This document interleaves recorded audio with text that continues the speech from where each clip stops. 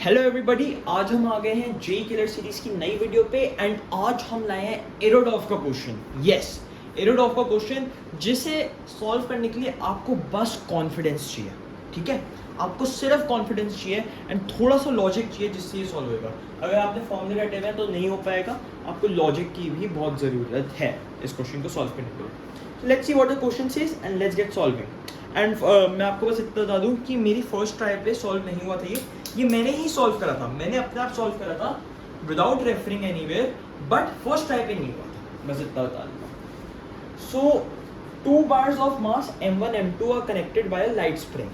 ठीक है, ये हो गया m1, ये हो गया m2। ठीक है, are connected by a light spring, मतलब उसका कुछ मास नहीं है, massless spring, and is rest on a horizontal plane। The coefficient of friction is nu। यहाँ पे coefficient of friction is nu, यहाँ पे coefficient of friction is nu। ठीक है, what minimum constant force needs to be applied on m1 so that m2 starts moving। हम इस पे horizontal force कितनी अप्लाई करें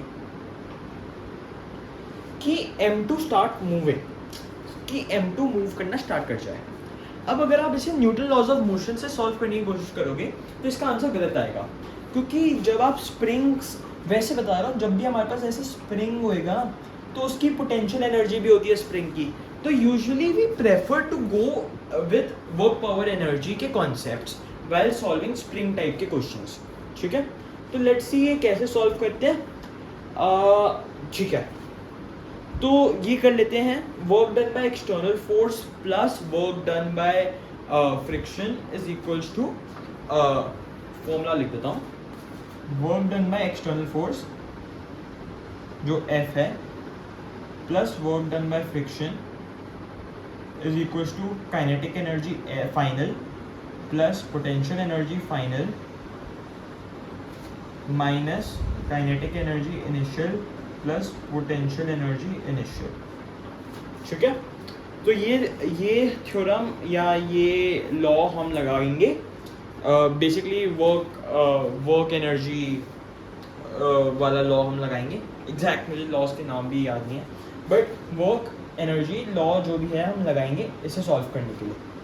अब work done by external force क्या हो गई, Fx, ये x आगे मूव करेगा, स्प्रिंग x आगे मूव करेगी तो मास 1 भी x आगे मूव करेगा। एक और डायग्राम बना लेता हूँ, m1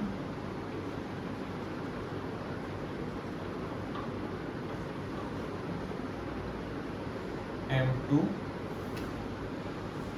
स्प्रिंग x आगे मूव करी तो मास भी x आगे मूव कर गया। ठीक है, so work done by external force F is, and in the direction of force x इस डायरेक्शन में ही मूव करेगा, सो Fx plus work done by friction, friction क्या वर्क करेगी, x डिस्प्लेसमेंट इस साइड हुई, फ्रिक्शन m1 पे इस साइड अप्लाई हो रहा है, फ्रिक्शन कितना है न्यू m1g, और फ्रिक्शन इस साइड अप्लाई हो रहा है, डिस्प्लेसमेंट इस साइड हो रही है, so minus new m1gx is the work done by friction, new m1gx, and m2 just start moving हुआ है तो उसका फ्रिक्शन तो कुछ भी नहीं हुआ, जस्ट स्टार्ट मूविंग, मतलब वो अपनी इक्विलिब्रियम स्टेट से जस्ट हटा।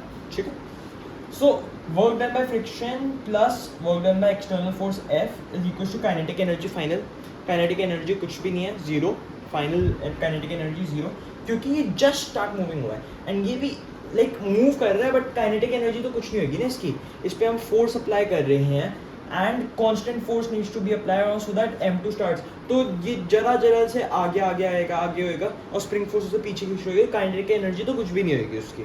ठीक है, प्लस पोटेंशियल एनर्जी फाइनल, अब पोटेंशियल एनर्जी होएगी क्यों, क्योंकि स्प्रिंग जो है अपनी, स्प्रिंग आगे मूव करी है, स्प्रिंग की पोटेंशियल एनर्जी होती है, पहले वो नॉर्मल स्टेट पे थी, अब आगे मूव कर गई, स्प्रिंग एक्सटेंड हो गई, तो उसकी पोटेंशियल एनर्जी होती है half kx², where k is our spring constant, half kx² is our potential energy final, और कुछ पोटेंशियल एनर्जी है नहीं, हाइट वाइट का कुछ चेंज नहीं हो रहा, ग्रेविटेशनल पोटेंशियल एनर्जी एग्जिस्ट नहीं करती, kinetic energy initial zero, potential energy initial zero, so -0 -0, ये हमारे पास आ गई equation.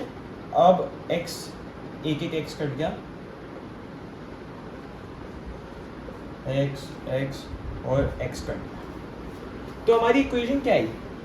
f minus mu m1g equals to half kx। अब kx जो फोर्स है ना, kx फोर्स क्या आएगी? kx फोर्स इस साइड अप्लाई हो रही होगी, and for m2 kx force इस साइड अप्लाई हो रही होगी, है ना।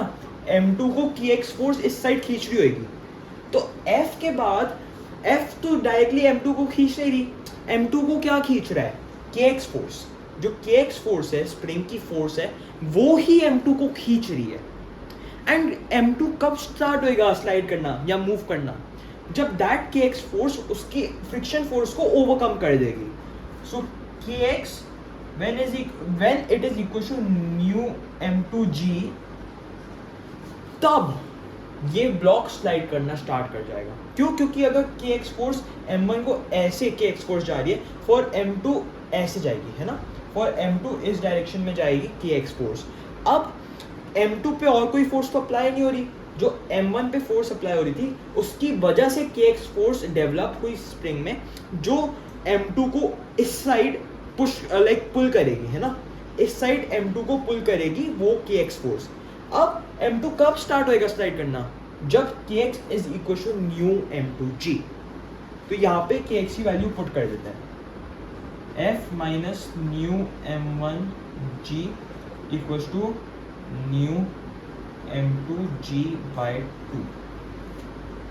अब बस यहाँ पे न्यू m1g इस साइड ले आओ और न्यू g कॉमन आ जाएगा, so m1 plus m2 by 2।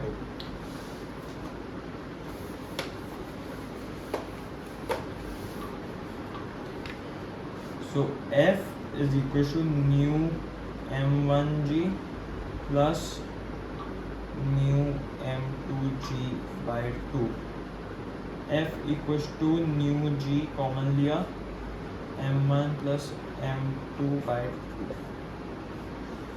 This is our answer. पूरा कॉन्फिडेंस का खेल था, पूरा का पूरा कॉन्फिडेंस से ही सॉल्व हुआ है ये क्वेश्चन। हमने क्या करा? हमने यहाँ तक लिया है वर्क एनर्जी, जो भी है वर्क एनर्जी कंजर्वेशन और सब, उससे हम यहाँ तक लिया है। अब जो दिमाग वाला खेल था वो था ये kx equal to mu m2g, क्योंकि ना तो हमें स्प्रिंग कांस्टेंट k गिवन है, ना ही हमें x डिस्प्लेसमेंट गिवन है कि इतनी डिस्प्लेसमेंट के बाद वो मूव करना स्टार्ट करता है। हमें ये सब नहीं गिवन, बट हमें इतना पता है कि kx फोर्स ऑपोजिट डायरेक्शन में एक्ट करेगी एंड तभी ये मूव करना स्टार्ट करेगा जब वो उसकी फ्रिक्शनल फोर्स को ओवरकम कर देगी। kx equal to mu m2g जब होएगा तभी वो मूव करना स्टार्ट करेगा। एंड ये हमने यहाँ पे न्यू m2g यहाँ पे डाला एंड इससे हमारा आंसर आ गया। NLM से आंसर सही नहीं आता, NLM से भी आ जाएगा सही, मैं शायद ढंग से नहीं कर पा रहा हूँ अप्लाई, या मैं सारे फोर्सेस को ढंग से नहीं लिख पा रहा हूँ या something like that. But best way when working with springs, क्योंकि उसमें पोटेंशियल एनर्जी भी डेवलप होती है, इसलिए you should solve it using the work energy power chapter. ठीक है, and I hope you like this video. This was a arrowed of question, मैं आपको दिखा भी देता हूँ एक्चुअली। ये 123 question if you can see. ठीक है, so this was an arrowed of question, loved it. First try में मुझसे भी सॉल्व नहीं होता, so if you can not solve it in your first try, don't be disheartened. 1 घंटे 2 घंटे बाद ट्राई करो, and I hope you like the video and see you in the next one. Thank you.